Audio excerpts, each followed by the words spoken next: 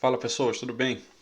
Vamos dar continuidade com o sistema excretor e hoje a gente vai discutir mais efetivamente as questões anatômicas que envolvem os outros órgãos além do próprio rim. Tá? Bom, mas voltando a ele, que é a figura mais importante, tá? Pelas questões que envolvem a formação da urina que a gente discutiu ontem. Vamos lá. Bom,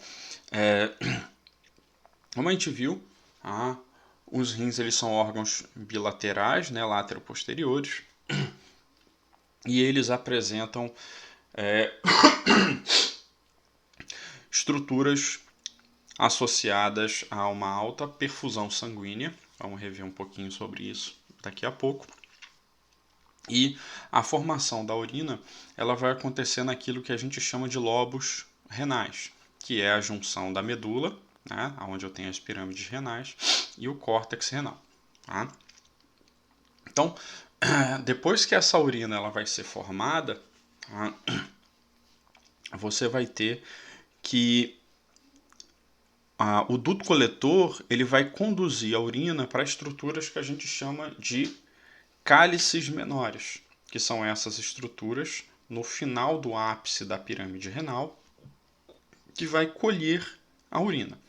Os cálices menores, por sua vez, vão se fundir em estruturas que a gente vai chamar de cálices maiores. Tá?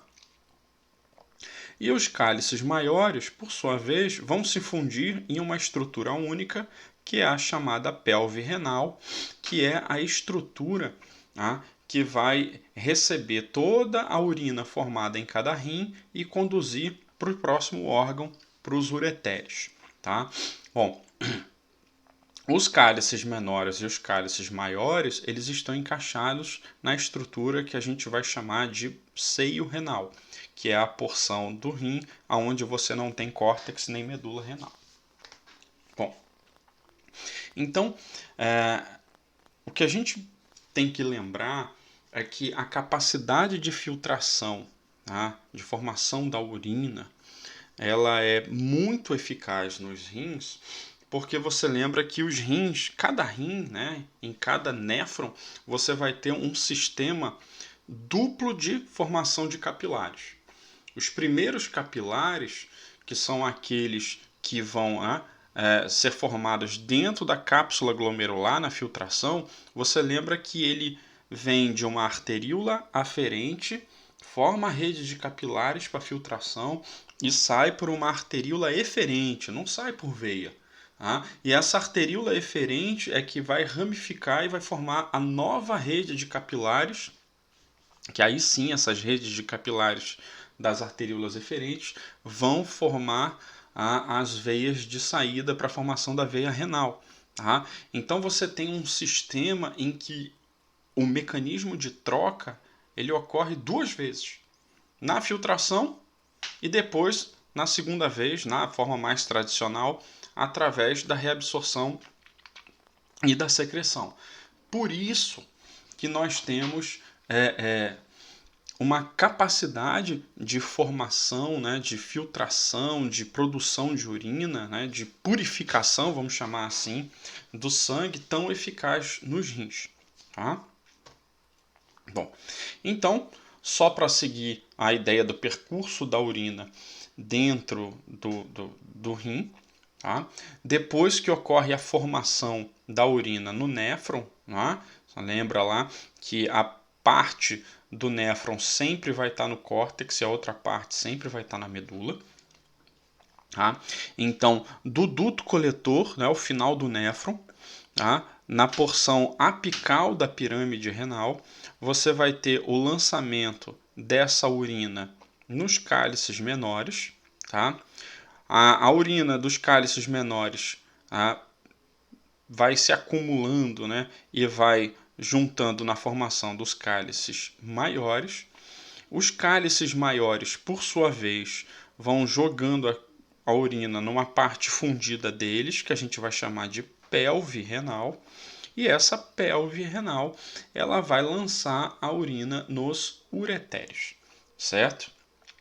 E por sua vez, os ureteres vão despejar a urina diretamente na bexiga.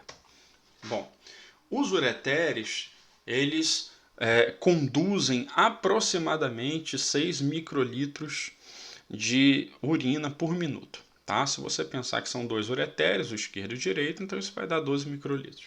Tá? Bom, são estruturas que apresentam um comprimento de 25 a 30 centímetros, né, um tamanho médio, e apresentam um aspecto tubular, certo? Bom, como você vai estar conduzindo o líquido urinário, tá, esse líquido ele vai ser, ele pode ter propriedades ácidas, propriedades alcalinas e tudo mais, dependendo, né, da natureza do que o seu corpo produziu ou processou ou metabolizou. Então, a porção mais interna dos ureteres, ela é formada por uma camada mucosa, certo? Então eu tenho um muco que ele tem uma certa propriedade de proteção. Imediatamente após um muco, a camada mucosa, você vai ter a musculatura lisa, certo? Essa musculatura lisa, ela vai fazer pequenas ondas peristálticas que vão empurrar essa urina no sentido rim à bexiga, certo? E a camada mais externa, após essa musculatura lisa, vai ser a camada fibrosa, que é aquela camada que dá consistência, né? Que dá a estrutura de resistência aos uretérios, né? Uma camada mais protetora. Bom, algumas pessoas, né, dependendo da dieta ou de comorbidades, né, ou de patologias como o próprio diabetes, por exemplo, tá, elas, se elas ingerirem uma grande quantidade de cálcio ou de oxalato, tá, esse oxalato de cálcio ele pode, na formação da urina, ele pode se acumular. Isso vai formando os cristais e esses cristais eles vão se acumulando. Tá? Em geral, isso só acontece, tá, em pessoas que não apresentam patologias ou comorbidades relacionadas, tá, com pessoas que ingerem muito alimento que tenha oxalato ou cálcio e que ingerem pouca água, certo? Tá? Aonde que acha? Oxalato você encontra em espinafre, oxalato e cálcio, espinafre, ruibarbo, alimentos que tenham vitamina C, mas o que? Tomate tem pra caramba, principalmente na questão que envolve as sementes. Então não pode comer? Não deve comer. O problema é se você ingere pouca água. Eu falei disso no final da aula passada, né? De 30 a 35 ml por dia por quilo. Te pesa, multiplica isso e ingere isso durante o dia. Não de uma vez, mas alongado, né? Ao longo do dia. Então, na hora em que você tem a formação do cálculo, que é a pedra, né, o produto da cristalização do oxalato de cálcio, você tem que, como na porção inicial aqui, ó, dos cálices menores, cálices maiores e formação da pelve, você tem uma abertura, um aumento, né?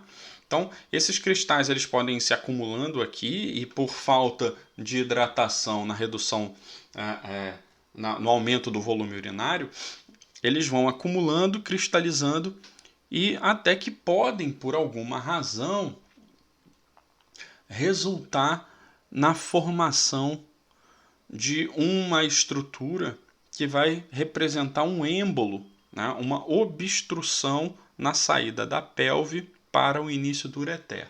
Na hora que isso acontece, você tem que o sujeito sente dor pra caramba, certo? Tá? Existem tratamentos, né, medicamentosos para fazer a dissolução disso em casos muito, muito raros.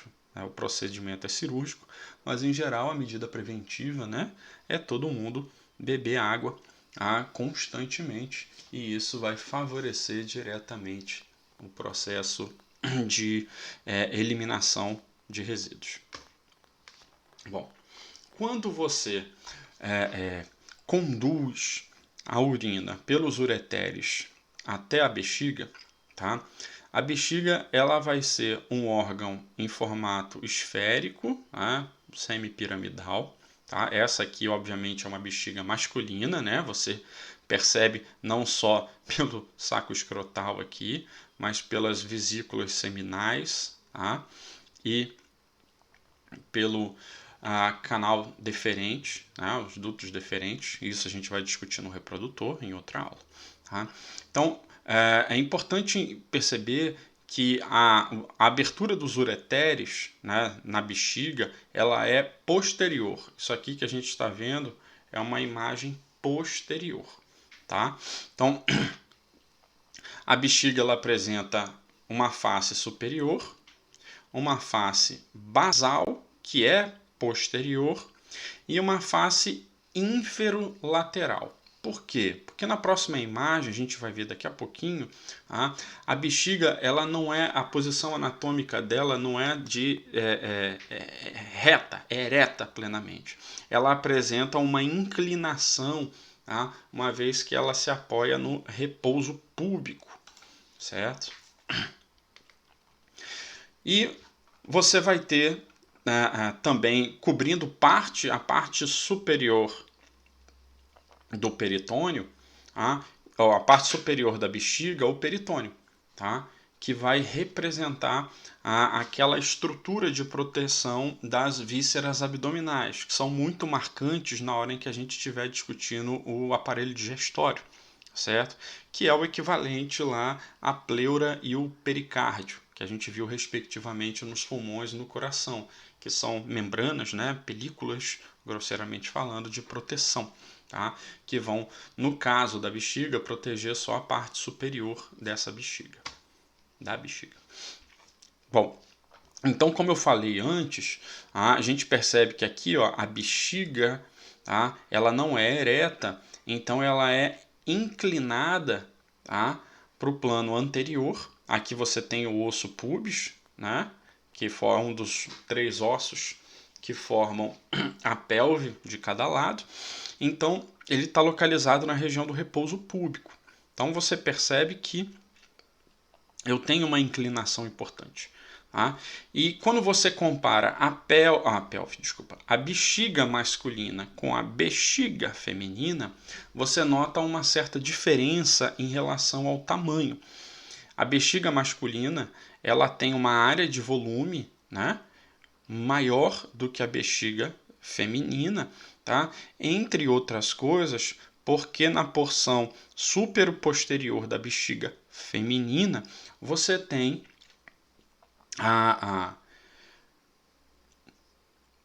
você tem a presença do útero, quase que não sai aqui, olha, deu branco, tá? E aí o útero, ele não gravídico, ele já pressiona parcialmente a bexiga. Imagina agora com um feto aqui crescendo aqui grandão, quanto que isso não vai pressionar a bexiga. Né? Por isso que, como a bexiga ela tem presença de musculatura, né, e você tem a pressão em cima dela, mulheres grávidas têm vontade de urinar, fazer o xixi delas o tempo todo e às vezes a quantidade de volume que sai é mínimo. Tá? Bom, mas as camadas de proteção de composição, da bexiga são semelhantes às dos ureteres, só que entre a camada mucosa e a muscular lisa você vai ter uma camada submucosa. Tá? Então a porção mais externa vai ter uma camada mucosa, tá? Com um muco protetor. Depois você vai ter uma camada submucosa. Por baixo você vai ter uma camada muscular lisa, né? Um pouquinho mais espessa. E mais externamente, como estrutura protetora, você vai ter a camada serosa. Bom, indiferente se a bexiga ela é masculina ou se ela é feminina, tá?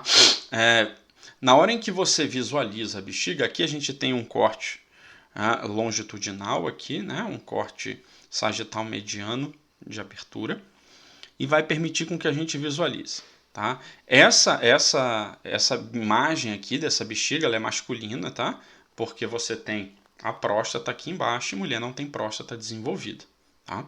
Bom, Então, se você visualizar, na porção ínfero-posterior aqui da bexiga, você vai ter a presença dos ósteos ureterais, dos ureteres. Não vai confundir ureter com uretra, tá?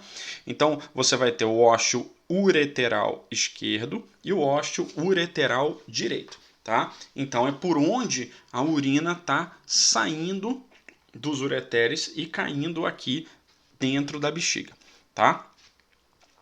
A bexiga, ela vai ter essa porção triangular aqui, que a gente vai chamar de trígono da bexiga. Tá? Esse trígono, ele anatomicamente, ele representa algumas elevações, tá? Ela é bem perceptível ao redor dos ósteos ureterais, e aqui na frente, né, na porção que seria a próxima parte do triângulo, né, seria a úvula da bexiga, tá? E a crista uretral, ou seja, já dá indicando a uretra que está vindo aqui. Tá? Essa estrutura aqui, ela vai formar o ósteo interno da uretra, tá? Que alguns chamam de ósteo da bexiga. Tá?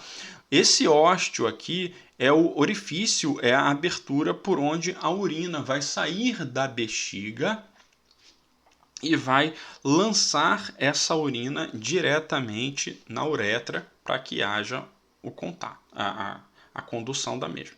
Tá? Bom, o controle da bexiga ele é 100% involuntário. Né? Então, a partir do momento em que o volume de urina que chega aqui, ele é um volume de urina que tem uma pressão maior do que o esfíncter, que a gente vai ver em seguida, o esfíncter interno suporta, ele vai ceder à pressão e o volume vai cair. O esfíncter interno da bexiga ele suporta pouca pressão. Então, um pouquinho de urina já é o suficiente para que gere uma certa pressão sobre ele e ele, consequentemente, vai acabar abrindo. Tá? Por isso que a gente tem o esfíncter interno e o esfíncter externo da uretra. Tá? A uretra, tá, é um tubo fibromuscular, tá, que tem como função conduzir a urina da bexiga até o meio externo, certo? No final da bexiga, na região do ósteo interno da bexiga, ou se você quiser chamar de ósteo interno ou superior da uretra, você vai ter uma válvula de proteção que não está sendo mostrada aqui, que é o esfíncter interno.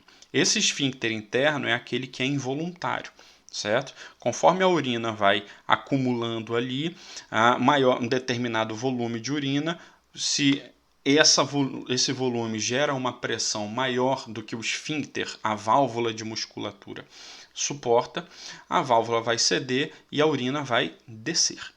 Tá? Só que logo abaixo, já na região da uretra, efetivamente, você vai ter a musculatura periuretral, que é aquela musculatura que a gente controla e a gente contrai para pressionar o esfíncter externo da uretra. Tá? Então, o esfíncter externo da uretra, ele é aquele que você pode, até um certo ponto, regular a pressão dele conforme você contrai a musculatura periuretral. Lembra, imagina você, adulto, né? Quer ir ao banheiro, precisa fazer xixi de qualquer jeito, urinar, e não tem nada próximo, e você está desesperado, o volume está aumentando. A pressão está aumentando, então você está contraindo até que você encontra um local para fazer o seu xixi, ou às vezes não dá tempo, né? A pressão da urina é maior do que a sua capacidade de contração da musculatura. O controle do esfíncter externo da uretra através da musculatura periuretral é o sonho de todo pai e toda mãe de criança pequena, porque essa é uma das formas da criança parar de usar fralda, certo? Isso? Bom, no caso da uretra feminina em específico, tá? A uretra feminina ela tem aproximadamente 4 centímetros de comprimento e está localizada na região do colo da bexiga, né? Logo abaixo a bexiga. Tá? E ela vai apresentar o ósteo uretral externo, que é por onde a urina vai sair, e esse ósteo uretral externo, ele é anterior à vagina e está localizado entre os pequenos lábios, né? Lembra que a estrutura tem os lábios menores e os lábios maiores, tá? Isso a gente vai discutir em reprodutor, tá? Paralelamente, né, lateralmente a essas estruturas, né, nos pequenos lábios, você vai ter a presença do ósteo parauretral ou ósteo de Skinner, tá?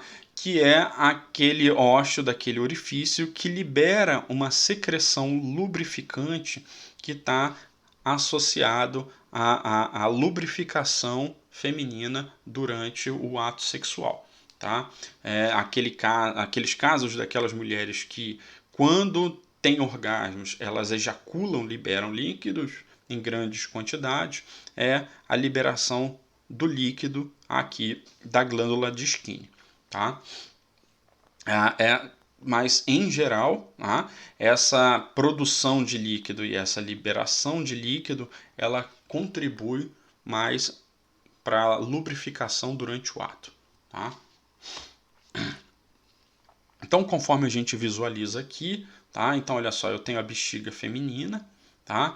E aqui o final da bexiga e o início dos da uretra, e você nota que ela termina, né, na pelve, tá? Na pelve feminina, na porção superior à abertura do canal vaginal. Então, é uma estrutura mais simples e reduzida. Quando você vai para a uretra masculina, a estrutura ela tende a ser maior. Tá? Então você vai ter uma estrutura de aproximadamente 20 centímetros, desde a porção que representa o final da bexiga e início da uretra, até o final da uretra na abertura do ósseo da glande do pênis. Tá?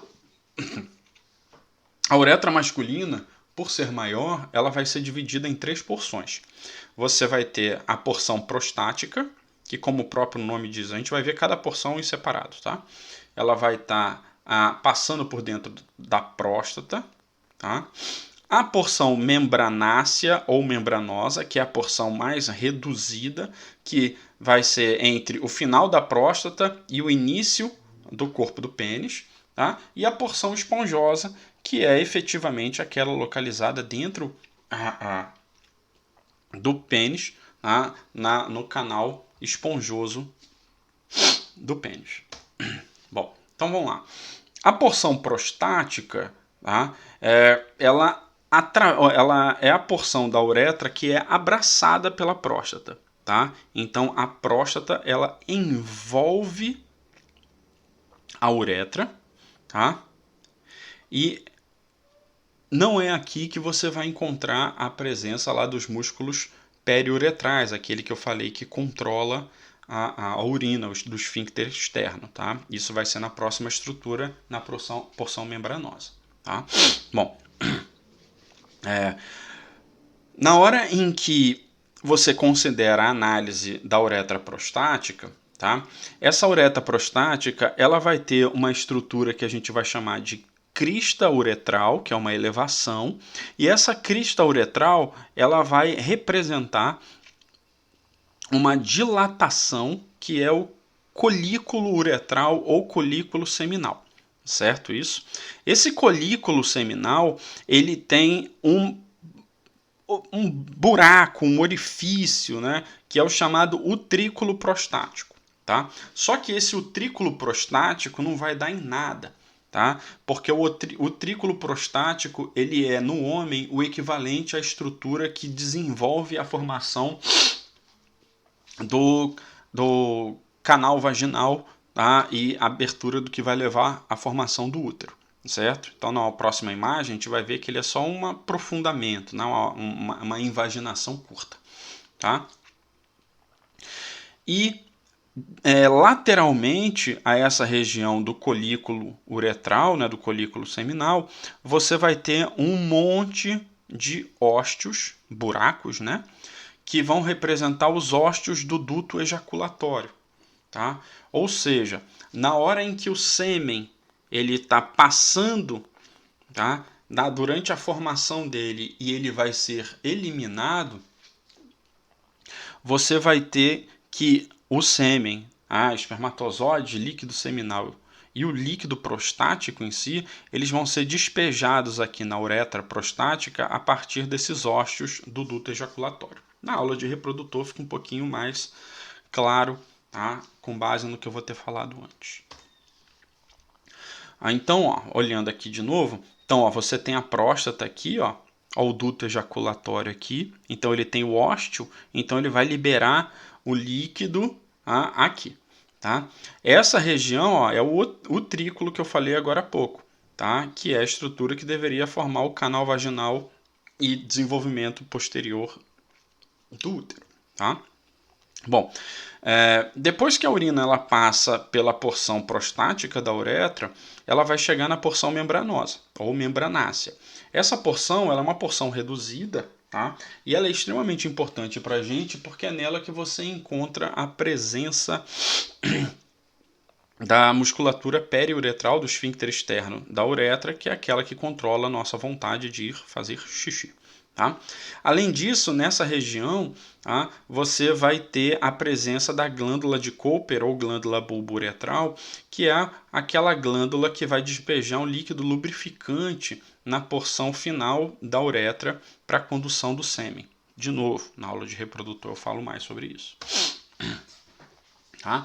Então, segundo essa imagem aqui, a gente consegue visualizar a porção prostática da uretra e aqui a porção membranácea da uretra. O que a gente não vê é a porção esponjosa. Por quê? Porque a porção esponjosa da uretra ela vai começar a partir da formação do pênis, certo? O pênis, ele vai representar uma estrutura que no homem, no macho, né, ele vai ter duas funções. Ela vai ter a função urinária, excretora, e vai ter a função reprodutiva, que de novo a gente vai falar em outra aula. Tá? Bom, o pênis ele apresenta um corpo formado por três estruturas. Um corpo esponjoso, que é uma porção inferior mediana, e dois corpos cavernosos, que são superiores e bilaterais. Tá? Esses corpos cavernosos que são aquelas estruturas que são altamente vascularizadas e que, pelo acúmulo de sangue, né, provocam a ereção masculina. Tá? No caso feminino, isso vai acontecer no clitóris. Tá? Bom, então o pênis ele vai ter na porção esponjosa da uretra o bulbo, que é a porção, aspas aí, fixa, presa à pelve. Tá? A projeção, que vai representar o corpo, e a porção final, que é a dilatação da glande, certo? E dessa glande você vai ter a abertura, que é o ósteo externo da uretra, certo? Esse ósteo externo é por onde a urina, por onde o sêmen ele é liberado, tá? Na região do corpo do pênis, no início dele, né, do corpo da porção esponjosa, você tem os dutos bulbo-uretrais, que, como eu falei, é o que vai receber o líquido bulbo-uretral, tá bom? Mas isso é tema para a aula de reprodução, que a gente vai ver no outro momento. Bom, então, essa é a nossa aula de hoje. A gente discutiu basicamente a organização anatômica geral dos órgãos do aparelho reprodutor, do aparelho excretor. Fizemos algumas diferenças que relacionam masculino e feminino, machos e fêmeas, né? A importância do dimorfismo sexual aqui nessa espécie. E na próxima aula a gente vai fazer a análise comparada, né, dos aparelhos excretores. Então a gente se vê lá. Um abraço, pessoal.